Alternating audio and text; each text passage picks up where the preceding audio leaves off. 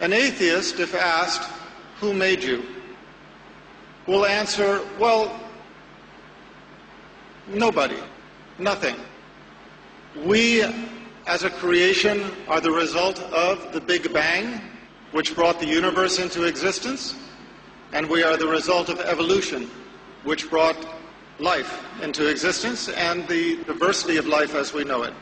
That is the atheist answer. But does that answer make sense? I would submit that it does not, and here is the evidence. To begin with, let's look at the Big Bang. First of all, let's understand that the Islamic religion does not have any problem with the Big Bang. Islamic religion does not deny that the Big Bang happened. The Islamic religion, however, teaches that the Big Bang was under the control of the Creator. Now, which makes more sense? For us to believe that it was a random event, or that it was under the control of the Creator? To begin with, the Big Bang did not start with the explosion. The Big Bang started long before. Before the explosion, there was a primordial dust cloud, a dust cloud in the nothingness of space, which drew together as a massive hyperdense core of mass and energy, and it was that exploded. So, where did this dust cloud come from? Where did the primordial dust, where did the energy come from for this explosion? If there is one thing we know from science, it is that we do not get something from nothing.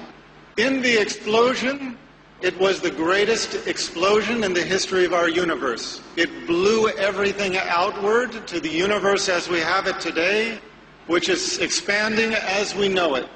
And yet we are to believe that this supposedly random event resulted in the perfection of the universe as we know it, whereas any other explosion results in destruction and chaos.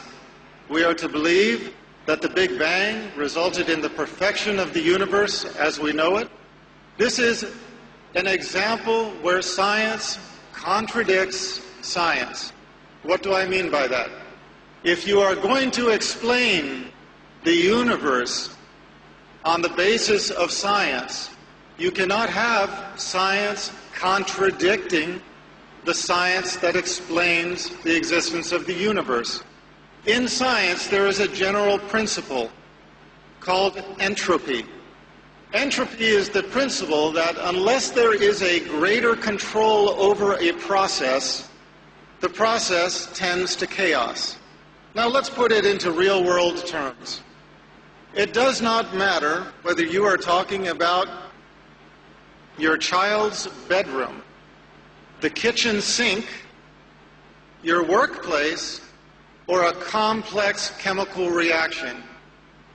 If it is not under control, it generates into chaos. If your child does not clean up his room, if somebody does not control the dishes in the sink, if somebody does not control the chemical reaction, the result is going to be random and chaos.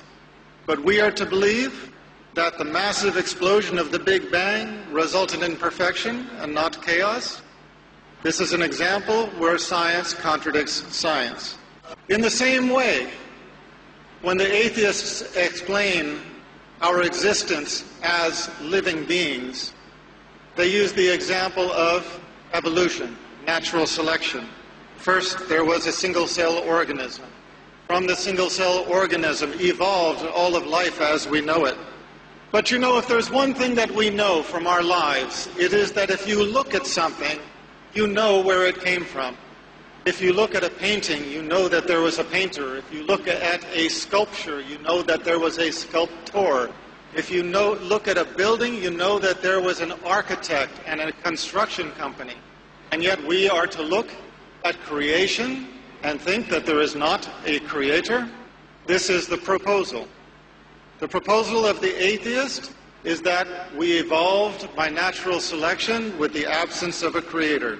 But I have a question for those who put forward this theory. Natural selection can explain a lot of things. It can explain the diversity of species. It can explain the fossil record. It can explain where the dinosaurs came from and where they went to. But how can you explain where the soul came from? If you believe in the existence of a human soul, how can you explain this as having evolved? For that matter, how can you explain life as having evolved? And what do I mean by life? I mean the power that gives a body, once assembled, to live. We have reached a point in science where we can transplant virtually every organ of the body. We can make a Frankenstein if we so desire.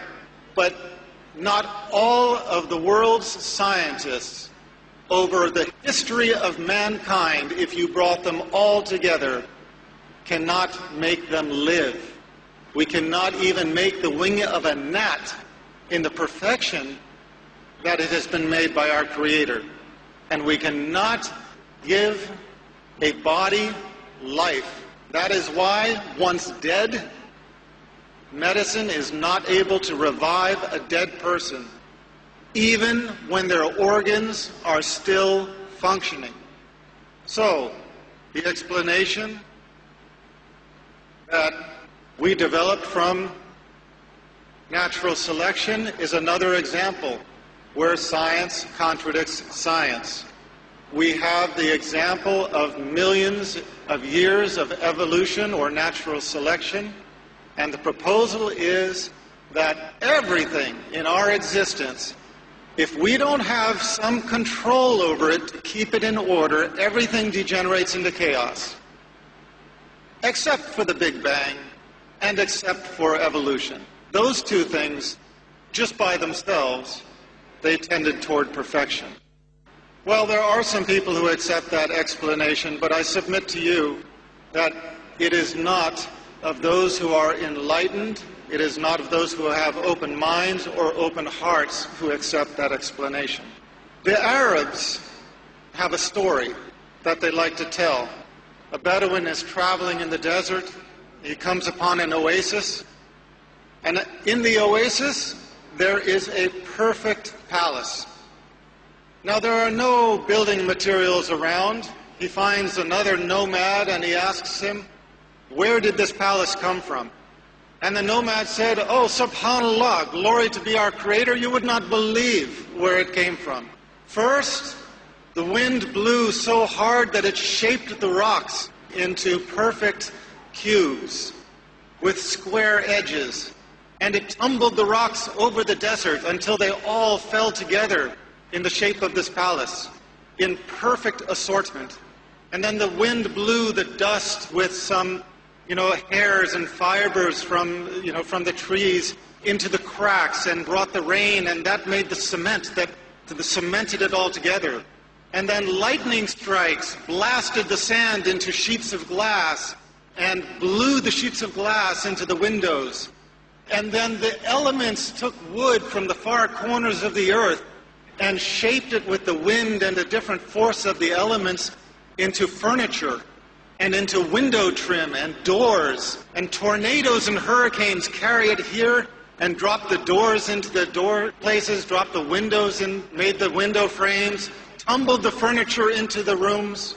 These strong winds took the fibers out of the backs of our sheep, wove them together into tapestries and carpets, and coated the floors with it. And all of this happened just in this one place on earth to make this perfect palace.